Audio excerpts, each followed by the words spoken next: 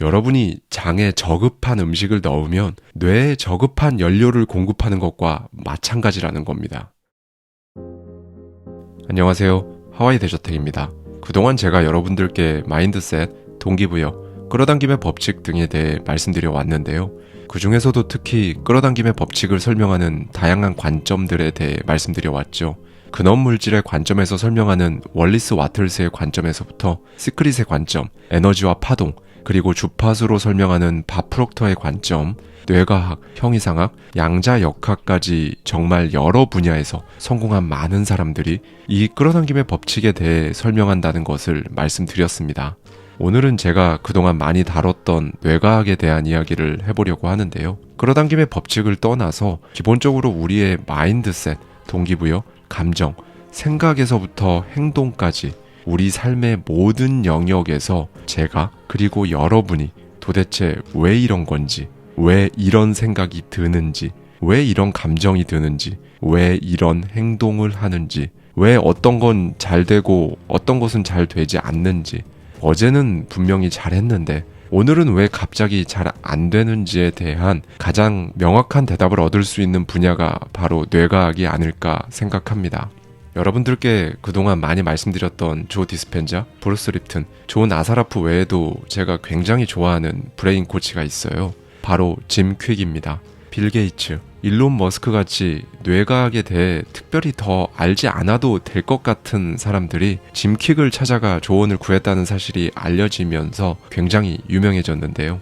오늘은 이런 짐 퀵의 저서죠. 마지막 몰입에 담긴 인사이트를 가져와서 여러분들과 함께 생각해보고 싶은 부분을 말씀드리고자 합니다. 우리 뇌에 관한 연구는 지금도 여전히 진행 중입니다. 아직 개척해 나아가야 할 영역이 많이 남았다는 뜻이죠. 무게가 1.4kg 밖에 되지 않는 이 뇌는 정말 우리가 어느 정도일 것이다 라고 생각하던 그 이상의 능력을 지니고 있습니다. 그리고 오늘은 정말 흥미로운 내용을 말씀드리면서 시작하려고 하는데요. 이런 뇌가 하나가 아니라는 겁니다. 좌뇌, 우뇌 이렇게 말고요. 우리에게는 두 번째 뇌가 있습니다. 바로 소화기관인데요. 직감 혹은 본능적인 느낌은 다들 경험해 보신 적이 있으실 겁니다. 매일 하던 건데 갑자기 잘 안 돼서 힘들었던 적은요. 직감에 따라 결정을 내리거나 왠지 싸한 느낌이 들었는데 그 이유가 궁금했던 적 있으실 겁니다. 소화기관 내벽에 숨겨진 이 내장 속 뇌가 소화는 물론이고 우리의 기분, 건강, 심지어 사고방식까지 컨트롤하기 때문입니다. 이런 발견은 의학계의 대변혁을 일으키고 있기도 한데요. 과학자들은 이 작은 뇌를 장신경계라고 부릅니다. 작지도 않아요. 우리 첫 번째 뇌, 그러니까 우리 양쪽 귀 사이에 있는 뇌는 고작 1.4kg 밖에 되지 않는데 반해 이 장신경계는 식도에서 직장까지 소화기관 내벽을 따라 분포하는 1억 개 이상의 신경세포들을 말합니다. 그리고 이것이 우리의 뇌와 기분, 행동에 미치는 영향에 관한 과학적 이해는 어떻게 보면 이제 시작 단계라고 할 수 있어요. 짐 퀵에 따르면 지난 10년 동안 과학자들은 이 소화기관이 뇌 기능에 엄청나게 큰 영향을 미친다는 사실을 알아냈다고 합니다. 마치 나무가 기능하는 방식과 같아요. 땅속에 뿌리는 다른 식물들과 소통할 뿐만 아니라 토양에서 필수 영양분과 물을 끌어올립니다. 그리고 그 영양분을 몸통으로 끌어올려 줄기를 보강하거나 새로 만들고 매년 봄 새로운 잎을 틔우는 데 필요한 영양소를 제공하죠. 똑같습니다. 우리가 섭취하는 영양소는 장을 통해 흡수되잖아요. 뇌에 연료를 공급하려면 그 영양소들이 필요하고요. 뇌의 무게는 우리 체중의 극히 일부에 불과하지만 우리가 섭취하는 에너지의 20%를 사용하기 때문에 영양소는 일상적인 뇌 기능에 큰 영향을 미칩니다. 재밌는 건 이 장신경계와 중추신경계는 태아 때부터 같은 조직에서 발달하고 미주신경이라는 것을 통해 계속 연결되어 있어요. 그리고 신기하게도 여러 면에서 두 신경계는 서로 흡사한 구조로 되어 있습니다. 도파민, 세로토닌, 아세틸콜린을 포함한 많은 신경 전달 물질이 똑같이 사용되는 것도 흥미롭고요.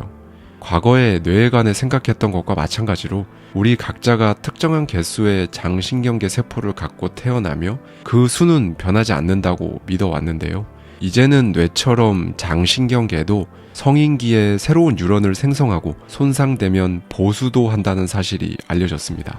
제가 여러분께 많이 말씀드렸던 뇌의 신경 가소성 기억하시나요? 나이에 상관없이, 그러니까 10대든 60대든 상상하고 새롭게 생각하면 신경 가소성으로 인해 뉴런의 연결이 강화되기도 하고 심지어 새롭게 만들어지기도 하잖아요. 장신경계에도 똑같이 이런 신경 가소성이 있다는 겁니다. 장신경계에 있는 신경세포들은 과학자들도 놀랄 만큼 뇌와 유사한 경로를 통해 작동합니다. 그리고 이런 세포들은 뉴런과 유사한 방식으로 신호를 보내며 뇌와 대화를 한다는 것 역시 2010년 듀크 대학교 신경과학자 디에고 보르헤케스를 통해 밝혀졌어요. 이에 대해 짐 퀵은 뇌와 장이 당신의 멘탈을 결정한다라고 합니다. 그러니까 이 두 번째 뇌가 첫 번째 뇌와 더불어 우리의 정신 상태를 어느 정도 결정한다는 거예요. 뭔가 아닌 것 같다는 직감이 들거나 반대로 육감에 따라야 한다 싶은 순간들을 비이성적인 판단으로만 치부해서는 안 되는 이유도 이 때문입니다.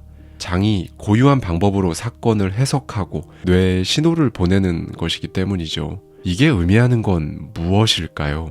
여러분이 장에 저급한 음식을 넣으면 뇌에 저급한 연료를 공급하는 것과 마찬가지라는 겁니다.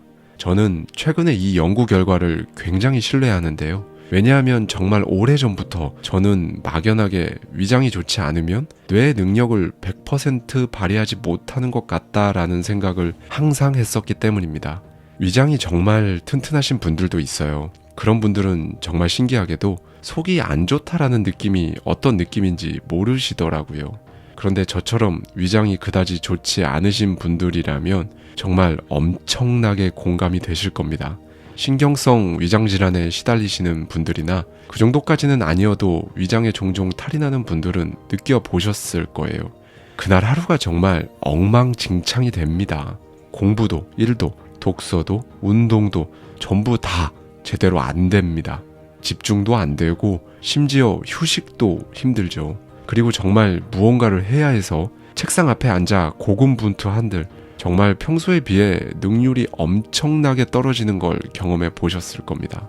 평소에 시속 100km로 무언가를 처리한다면 이때는 정말 50km의 속력도 내기 힘든 느낌이죠. 저는 개인적으로 위장질환이 있을 때에는 눈까지 엄청 피로하면서 능률과 에너지가 바닥으로 떨어지더라고요. 그리고 능률이나 에너지에 그치는 게 아니라 마인드셋, 동기부여, 끌어당김의 법칙에서 그 무엇보다 가장 중요한 스스로의 기분을 좋게 유지하는 것, 이것 자체도 잘 안 됩니다. 저의 이런 경험을 들으시면서 격공하고 계신 분들이라면 정말 진심으로 위로의 말씀을 드리고 싶고요. 반대로 잘 모르겠는데 라는 생각이 드신다면 그건 정말 좋은 겁니다. 사실 좋은 걸 넘어서 튼튼한 제2의 뇌를 가지고 계신 것 자체가 엄청난 축복이라고 저는 생각해요. 이제 제1의 뇌, 그러니까 우리 뇌로 돌아가 보겠습니다. 인류의 역사를 통틀어 알게 된 것보다 지난 10년간 뇌에 대해 알게 된 것들이 더 많다고 하는데요. 특히 청소년기 후반이 되면 뇌가 신경학적으로 이미 완성되어서 그 이후로는 변화될 수도 없고 나이를 먹어가며 기능이 점점 저하될 뿐이라고 생각했던 과거와 달리 신경 가소성이라는 것을 발견하게 되면서 많은 것이 변했습니다. 좋지 않은 환경에서 어렵게 자란 사람들이 성공하고 자수성가하는 모습들도 설명할 수 있게 되었죠. 보통 스트레스가 심하고 모든 면에서 부족한 환경에서 성장한 사람은 뇌의 잠재력을 최대한 발휘하지 못할 거라고 생각하기 쉽지만 열악한 환경이기에 발전시킬 수밖에 없었던 마인드셋 덕분에 그리고 그 마인드셋으로 인한 신경 가소성의 역할로 인해 오히려 한 차원 더 높은 성공을 거두는 사례는 너무나 많으니까요. 런던의 뇌신경학자 엘리너 맥가이어가 한 정말 흥미로운 실험이 하나 있습니다. 런던의 택시 운전사들은 어떻게 그 모든 길을 다 외울까라는 궁금증에서 출발한 연구인데요. 정말 처음에는 진지하게 런던 택시 운전사들의 뇌에 어떻게 그처럼 방대한 정보가 담길 수 있는지 궁금했던 겁니다.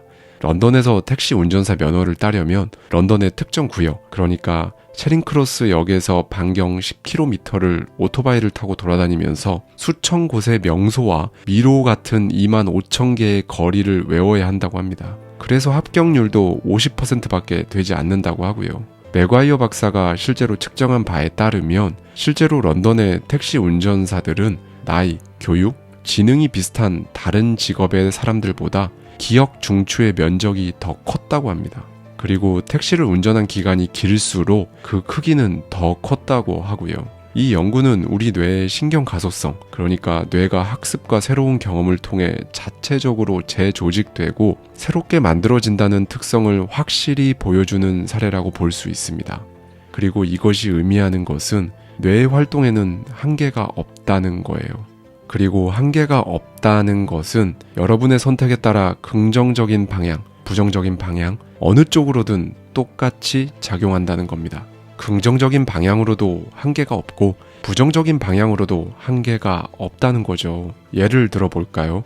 여러분이 무언가를 배웁니다. 배우는 그 순간에는 배울 만한 가치가 있다고 생각했는데 다시 생각해보니 이걸 배워도 일상에서 내가 다시 사용할 것 같지 않다고 생각하면 뇌에서 기억은 형성되지 않는다고 해요.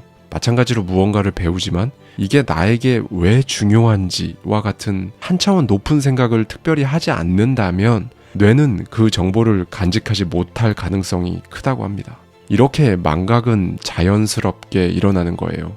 그런데도 나는 원래 기억력이 안 좋아. 나는 그런 걸 다 기억할 만큼 똑똑한 사람이 아닌데 와 같은 태도로 이 망각에 대응한다면 뇌에 굉장히 부정적인 영향을 미치는 겁니다. 망각에 대한 믿음이 망각 그 자체보다 훨씬 큰 문제가 될 수 있다는 거예요. 스스로 이렇게 생각해버리는 건 뇌의 잘못된 신념을 강화시키는 겁니다.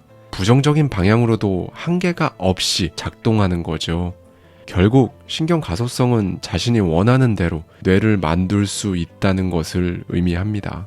그리고 저와 여러분의 삶이 정해져 있지 않다고 말해주는 것이기도 하고요. 마지막으로 발전소 이야기를 하나 드리고자 합니다. 어느 날 갑자기 발전소의 가동이 전면 중단되었어요. 모든 기계가 오프라인 상태가 된 겁니다. 직원들은 미친 듯이 복구에 매달리지만 몇 시간이 지나도 문제의 원인조차 파악하지 못했어요. 다급해진 소장은 그 지역 최고 기술자를 수소문해서 불렀습니다. 기술자가 곧 도착했고 발전소를 둘러봅니다. 그 사람은 수많은 기둥 사이에 배전함들을 지나치더니 그중 하나를 열고 안에 있는 다양한 나사와 전선을 살펴봤어요. 그런 다음 나사 하나를 돌리자 마치 마법처럼 모든 기계가 다시 작동하기 시작하고 발전소가 다시 살아났습니다. 소장은 기술자에게 감사를 표하고 얼마를 지불하면 되겠냐고 물었죠. 그러자 기술자가 1만 달러요 라고 대답합니다. 소장은 경악했죠. 무슨 말씀이세요? 여기 온 지 겨우 몇 분밖에 안 됐고 나사 하나 돌렸을 뿐인데 1만 달러라니요. 그건 아무나 할 수 있는 거잖아요. 항목별 청구서를 주시죠. 그러자 기술자는 주머니에서 메모지를 꺼내 잠시 끄적이더니 소장에게 청구서를 건넵니다. 소장은 청구서를 읽고는 즉시 돈을 지불했어요. 그 청구서에는 이렇게 쓰여 있었습니다. 나사 조이기 1달러, 조여야 할 나사를 알아낸 것 9,999달러. 여러분, 나사 하나입니다. 결국 여러분이 원하는 그것을 이루기 위해, 원하는 모습이 되기 위해, 원하는 삶을 살기 위해 여러분의 모든 것들을 작동시키는 데 필요한 건 단 하나의 나사라는 거예요. 수천 수만 개의 나사 중에 단 하나의 나사를 찾아내기 위해서는 어쩌면 초인적인 능력이 필요할지도 모릅니다. 이에 대해 짐 퀵은 이미 당신에게는 숨겨진 초능력, 뇌가 있다. 손에서 거미줄을 쏠 수 없을지는 몰라도 그보다 훨씬 훌륭한 신경망을 머릿속에 갖고 있다 라고 말해줍니다. 이 신경망이라는 우리의 초능력 발전소는 우리가 받은 가장 큰 선물이자 장점이 아닐까요? 그리고 우리는 그저 이 초능력 발전소를 조금씩 업데이트해 나가면 됩니다. 업데이트를 하는 방법은 좋은 음식을 드시는 겁니다. 한계가 없다는 것을 믿으셔야 하고요. 자책하지 마세요. 자신의 뇌와 인생 둘 다 결국은 스스로 만들 수 있다는 것을 신뢰해 보세요.